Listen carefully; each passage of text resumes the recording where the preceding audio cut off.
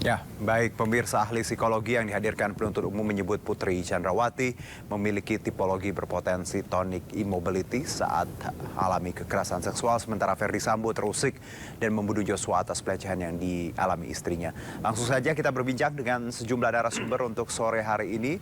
Kita mulai dengan kuasa hukum keluarga Joshua, ada Martin Simanjuntak dan juga pakar viktimologi yang juga ahli hukum pidana Heru Susetio, dan juga nanti akan mungkin bergabung bersama kami. Kami coba terlebih dahulu untuk menghubungi beliau, ada Reza Indragiri, psikolog forensik kita. Saya mungkin ke Bang Martin Simanjuntak dulu. Selamat sore Bang Martin.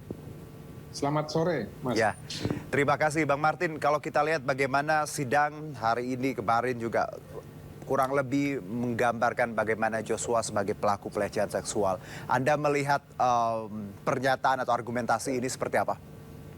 Ya, pertama saya ralat dulu ya, terduga bukan pelaku. Baik. Jadi sebenarnya hari ini ya, apa yang disampaikan oleh ahli psikolog forensik itu sifatnya menurut saya general. Kecuali satu hal tadi yang mengenai korban ataupun orang yang mengaku korban ini bisa bertemu dengan pelakunya langsung masuk ke fase pemulihan ya di tanggal 7 itu, dan mau bertemu dengan yang diduga sebagai pelaku. Nah, ini di luar batas kewajaran menurut saya, karena dari beberapa aktivis, dari beberapa pakar psikolog forensik juga menyatakan bahwa hampir mustahil ya korban itu pasca diperkosa mau bertemu dengan pelaku. Lalu yang berikutnya mengenai adanya dugaan ya, ataupun yang disampaikan oleh ahli psikolog forensik mengenai PC itu keterangannya layak dipercaya ya. Namun di situ ada disclaimer juga yang saya baca ya. Ibu ini mengatakan bahwa ini tentunya perlu didalami oleh hukum. Baik. Dan keputusan mengenai terjadi atau tidaknya kekerasan seksual itu bukanlah kompetensi dari psikolog forensik. Sebenarnya pendapat ini sudah dikunci kemarin oleh ahli kriminolog ya, Bapak Profesor Muhammad Mustafa, yang mengatakan bahwa untuk menentukan motif dalam perkara ini dibutuhkan pembuktian yang kuat. Baik. Ya. Satu potongan bukti yang ilmiah untuk menentukan pemerkosaan dalam hal ini tidak ada. Padahal Ferdy Sambo sebagai Divpropam harusnya sangat memungkinkan untuk menyuruh istrinya melakukan visum et repertum. Nah, ini nggak ada, jadi tidak bisa dijadikan sebagai motif. Nah, itu yang pertama. Yang kedua, pendapat ataupun keahlian psikolog forensik dalam perkara ini tidaklah merupakan bukti yang kuat ya. Baik. Untuk menentukan terjadinya pemerkosaan. Tetap harus didukung oleh bukti saintifik yang bisa membuktikan secara kausalitas ada perbuatan pelaku terhadap korban. Apakah itu? Yaitu visum et repertum. Visum, ya. Demikian. Ya, jadi bukan hanya sebuah argumentasi atau tadi keterangan saksi, tapi juga harus ada bukti otentik seperti visum tadi ya Bang Martin ya?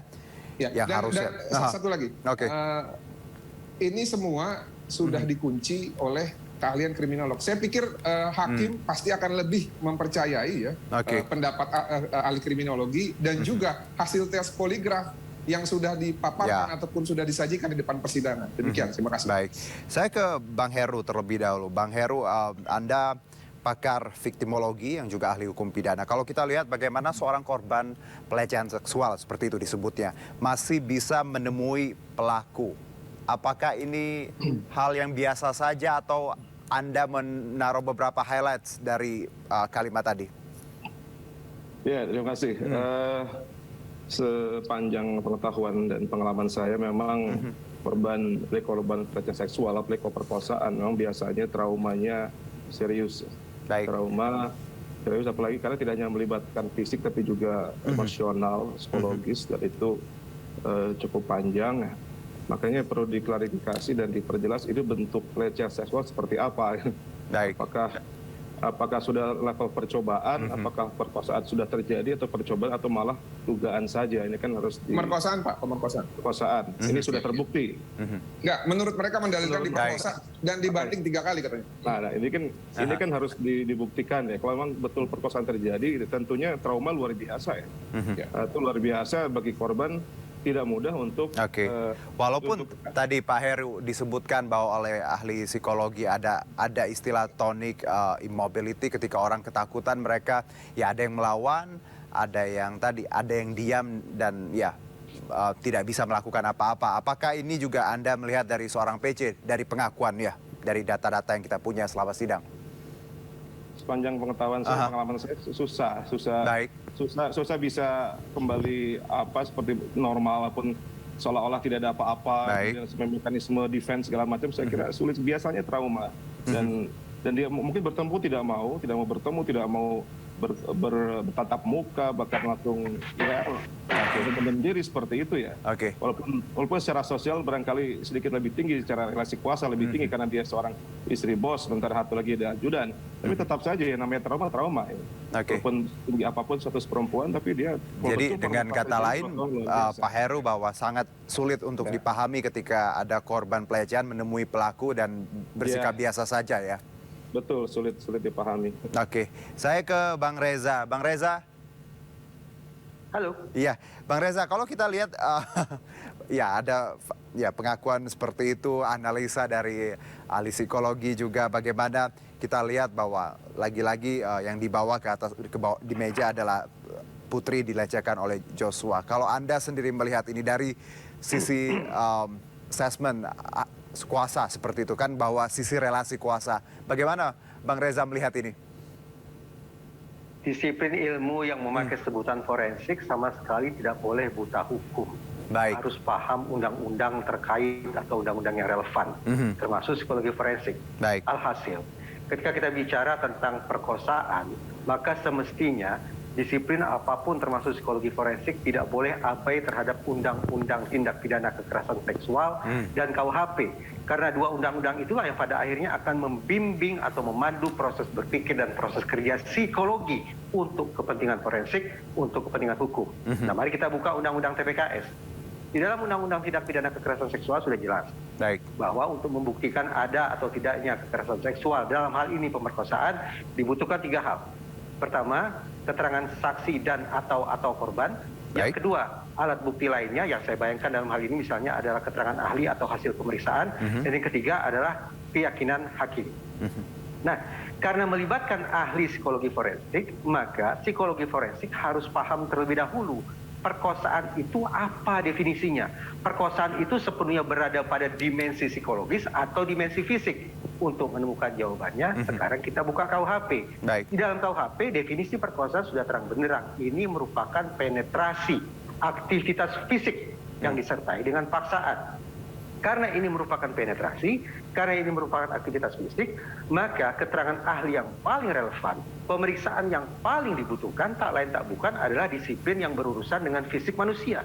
Siapa itu? Dokter. Dengan kata lain, ringkas cerita, klaim pemerkosaan itu hanya bisa dipastikan oleh disiplin ilmu kedokteran. Produknya adalah visum. Bukan oleh disiplin ilmu yang lain, termasuk psikologi sekaligus. Nah, Bang, kalau kita lihat juga bagaimana keterangan bahwa melihat Putri dengan rate trauma sindromnya yang dialami Putri katanya ya, lalu masih bisa menemui pelaku seperti itu, misalnya terduga seperti Joshua. Anda melihat ini seperti apa? Ada 2. Pertama, mari kita tinjau urut-urutan berpikir yang semestinya berlangsung. Menurut saya pertama adalah harus dipastikan dulu, ini traumanya memang ada atau malingering, alias pura-pura saja. Anggaplah bahwa ini memang trauma, memang guncangan jiwa, tidak dibuat-buat, tidak malingering. Maka yang kedua, harus dipastikan apakah traumanya semata-mata diakibatkan perkosaan atau bukan yang lain. Nah, di sini saja sudah berhenti proses kerja psikologi forensik menurut saya. Karena tadi saya katakan, pemerkosaan itu hanya bisa dipastikan bukan oleh disiplin psikologis. Ya, Bang Reza, suaranya, audionya nampaknya sedikit ada gangguan. Sinyal nampaknya. Bang Reza? Ya, saya ke Bang Martin terlebih dahulu sembari kita memperbaiki audio dengan Bang Reza. Bang Martin, dengan kata lain bahwa beberapa ahli Bang Reza, Bang Heru, kita cukup meragukan dengan tadi keterangan psikologi forensik. Anda pun senada di awal bahwa sebenarnya semua sudah dikunci oleh kriminologi dan poligrafi. Anda melihat upaya untuk hari ini, apakah ini nantinya juga yang dipaparkan ini bisa menjadi alat bukti dugaan kasus ini atau malah jadi blunder menurut Anda, Bang Martin? Ya, kalau menurut pendapat saya, ya ini pendapat saya ya, bahwa hakim akan lebih melihat ya dan menilai untuk mempertimbangkan alat bukti itu berdasarkan kompetensi. Dan tadi kan sudah disampaikan oleh Bang Reza ya, saya pikir Bang Reza ini pakar psikolog yang mengerti hukum juga, bahwa tindak pidana pemerkosaan itu adalah delik material, harus ada dampaknya gitu. Jadi nggak bisa ahli psikolog yang ilmunya adalah bukan ilmu fisik menentukan suatu peristiwa yang berhubungan dengan fisik. Nah, demikian juga sudah ada satu keterangan ahli lagi, itu ahli poligraf yang juga dihadirkan di persidangan, sehingga dua hal ini mengunci ya, membatasi limitasi terhadap pendapat dari ahli psikolog forensik. Nah, menurut saya ke depan hakim akan lebih mempertimbangkan pakar kriminolog ataupun ahli kriminolog dan ahli poligraf ketimbang ahli psikolog. Nah, itu yang pertama. Yang kedua, persidangan hari ini dengan menghadirkan ahli psikolog forensik ya, menurut saya ini membuktikan bahwa jaksa tidak pilih-pilih ya, dan berlaku objektif dalam menghadirkan pendapat ahli. Jadi kalau misalkan nanti ada dari terdakwa ataupun dari penasihat hukum yang mengatakan jaksa subjektif, penyidik subjektif, saya pikir tidak. Persidangan hari ini membuktikan bahwa mereka memberikan kesempatan yang sama ya, terlepas dari pendapat keahliannya.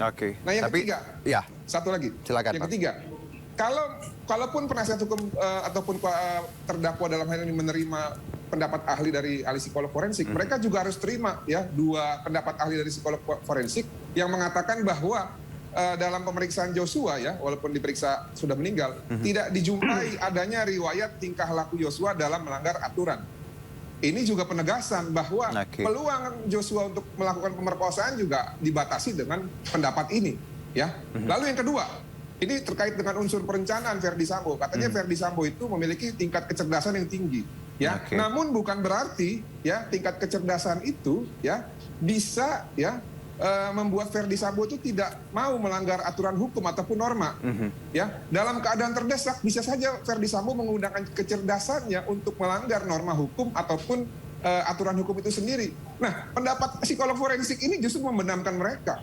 Ya, ingat loh, ini perkara 340 dakwaannya. Jadi secara pendapat keahlian, Verdi Sambo dimungkinkan untuk menyusun rencana pembunuhan dan juga rencana obstruction of justice. Demikian, terima kasih. Oke, jadi kita bisa melihat dari dua sisi dari dari ahli psikologi forensik untuk hari ini, malah justru hal-hal yang tadi disebutkan kecerdasan yang luar biasa, bla bla bla, itu juga bisa jadi backfire untuk Sambo dan rekan-rekannya ya, Bang Martin ya. Betul. Oke, saya ke Bang Heru mungkin. Bang Heru, kita sebelum break, kalau kita lihat juga bahwa bagaimana keterangan ahli psikologi forensik yang disebutkan tadi banyak dikritik Bang Reza, Bang Martin. Anda melihat apakah nanti poin ini akan juga jadi pertimbangan atau mungkin alat bukti, karena kita tahu kembali lagi ke kebijaksanaannya hakim. Ya, memang hakim harus menggali dari banyak perspektif ya untuk menemukan kebenaran material ya. Karena ini betul, perkosaan itu suatu delik material harus bisa dibuktikan, ada akibatnya. Ya tidak cukup apabila hanya kebenaran secara formil, tapi kebenaran secara material juga, keadilan secara material itu bisa dibuktikan. Dan betul, perkosaan itu kalau kita rujuk pada pasal 285 KUHP, Undang-Undang PPKS nomor 12 tahun 2022 tadi disampaikan Mas Reza tadi, memang sesuatu yang sifatnya serius dan harus dibuktikan. Dan salah satu pembuktiannya ada pada visum et repertum yang memang dilakukan oleh dokter atas perintah dari kepolisian. Jadi kalau itu tidak dilakukan, maka yang terjadi adalah dugaan atau mungkin misalnya mengada-ngada sesuatu yang sebenarnya tidak terjadi atau mungkin belum terjadi. Maka jangan mudah membuat suatu perkiraan atau membuat suatu prediksi untuk sesuatu yang sebenarnya belum terjadi atau tidak terjadi. Karena ini harus ada unsur kebenaran materialnya, sudah ada di pasal 285 KUHP, di Undang-Undang 12 tahun 2022 tentang tindak pidana kekerasan seksual dan sebagainya. Jadi tidak cukup apabila hanya saya tidak memandang negatif pendekatan psikologi forensik, namun juga harus juga melihat pendekatan lain yang untuk bisa sampai hakim yakin, karena keyakinan hakim salah satu alat bukti itu keyakinan hakim bahwa memang betul terjadi, apakah ada terjadi kekerasan seksual atau tidak, pemerkosaan atau tidak, itu harus dibuktikan secara jelas. Ya tadi termasuk pendekatannya pemeriksaan secara fisik. Baik, Bang Heru. run begitu. Ya. Baik, Bang Heru, terima kasih. Nanti kita lanjutkan di segmen berikutnya. Tetap bersama kami, Bang Heru dan juga Bang Martin. Dan pemirsa tetap bersama kami di MNC News Now.